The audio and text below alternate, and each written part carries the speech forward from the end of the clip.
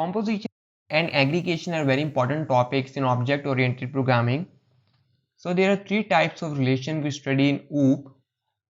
First one is the association, which is the weakest relation among the classes, and aggregation, which is slightly stronger, and composition is the strongest relation among the classes or objects. So association is just a link between two classes. For example, we have a teacher and student class. There's nothing new in that. We have already seen the association in the previous lectures in inheritance, the polymorphism. So now what is the aggregation and what is composition and what is the difference between among them? So in composition, the composed object cannot exist without the other entity when there is a composition between two entities. In simple words, when there is a composition between two objects, and if one object gets destroyed, the other object will automatically be destroyed. On the other hand, in the aggregation, it is a unidirectional association, and we say that aggregation has a relationship. It means that the entries can survive individually, which means ending one entity will not affect the other entity because it is not the strongest relation. It is slightly the weaker than the composition, so one object can live if the other object get destroyed. So let's see how we can perform the aggregation and composition in Python. Let's talk about composition first. So let me make the class tuition fee. Let's say we have a tuition fee class and we have its constructor, and which contains the fee and the text. So let's initialize these arguments, and self.text is text, and we have a method which gives us the annual salary, which contains a certain formula. So return the fee per month multiply 12, because we want to get the fees of a year, included text. Okay, oops, we have to. So now we have another class. Let's say we have a student 1 and student has a name,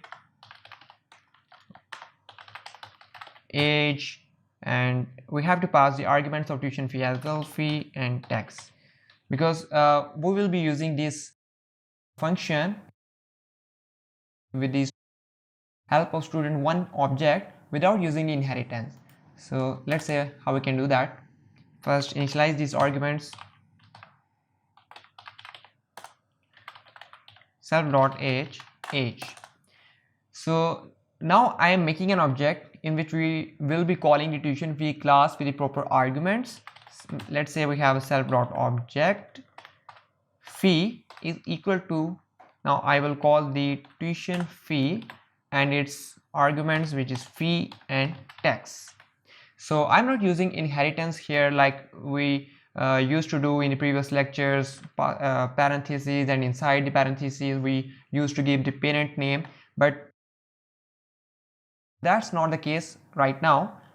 We are making an object self.object fee which is calling the tuition fee class.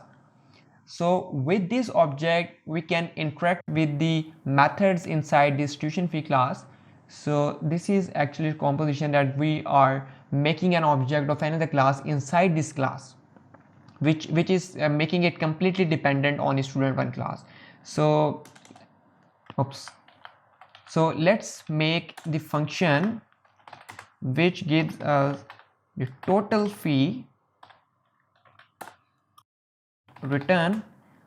So we don't have to write the formula because we will use this formula. So definitely I will use the object created above, self.object fee, and with the help of this object I can call the method annual salary inside the tuition fee class dot annual. Oops, we have to write the annual fees, not salary. So yeah, annual fee. So this is the object which is calling the tuition fee. I'm repeating it again, and by using this object we have access to this class, and then annual fee, it means that after going inside this class, definitely we will go inside this function and will hit this formula and it will return the fee including the tax. So now I'm making the object of student because everything is happening inside this class.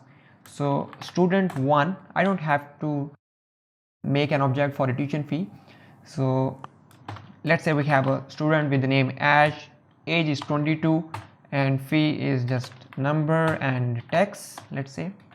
So now I will call the total fee. I have to use print as well. Okay, so let's run this. So we got the total fees 13,500 by using this formula.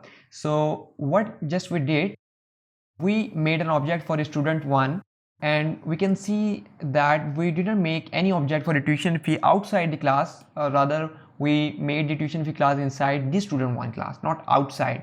So it made the tuition fee class totally dependent on student 1, and we have already discussed earlier that composition is basically when one object destroys, the other will automatically be destroyed. So that's the same case right here.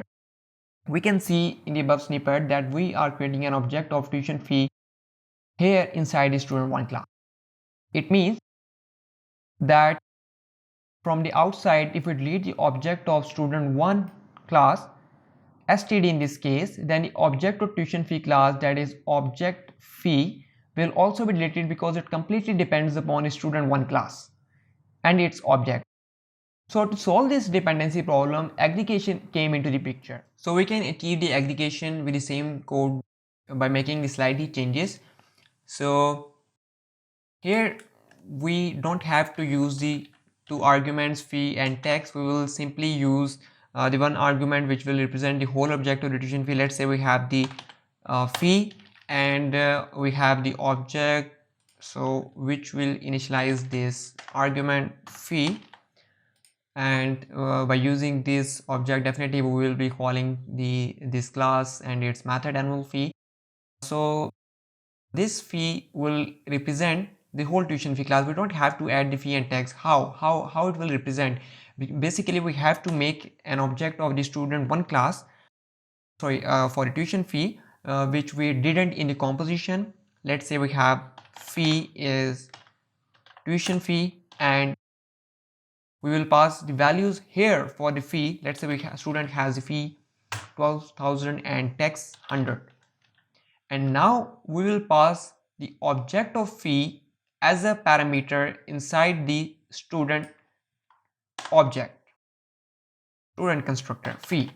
So here we can see this fee represents this whole object with the values 12,000 and 100. So let me change this name. Don't confuse with the same names, you can take any name, it doesn't have to be same. So let's say we have tuition fee and let me pass the same name here. So basically this tuition fee represents this fee argument, and this fee represent basically this fee is telling us that we have the values for the fee is 12,000 and 100 for the tax. So here we initialize this argument, and then by using this object which is basically representing the tuition fee class, we can access the annual fee method as well. So in composition we didn't make an object of the tuition fee class, but here we made an object for the tuition fee class and passed the object inside the constructor of the student class. We can see that this whole object is inside this object. So let's just run this program and we can see that we have the total fee 14,000, or we can say 1,44,100. So this is how we can achieve the aggregation and composition. With the aggregation, we destroy the student 1 class, student 1 object, so tuition fee will remain alive. It will not destroy the tuition fee as well. So this is the aggregation, and mainly we use the aggregation instead of composition because of that dependency. So The question is why we use the aggregation instead of inheritance. We can simply inherit the class, and we can also make the objects of both the classes, and we can still access the annual fee class using the child class. So what is the need of using the aggregation? So basically it's not necessary that we have to use aggregation. It's just a good practice. Aggregation is less error prone than using the inheritance, because inheritance can lead to a difficult to maintain code and difficult to understand.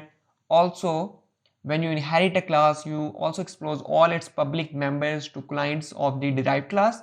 So we can instead use aggregation and make the field private to limit clients access to that object. That is the main reason behind using the aggregation instead of inheritance.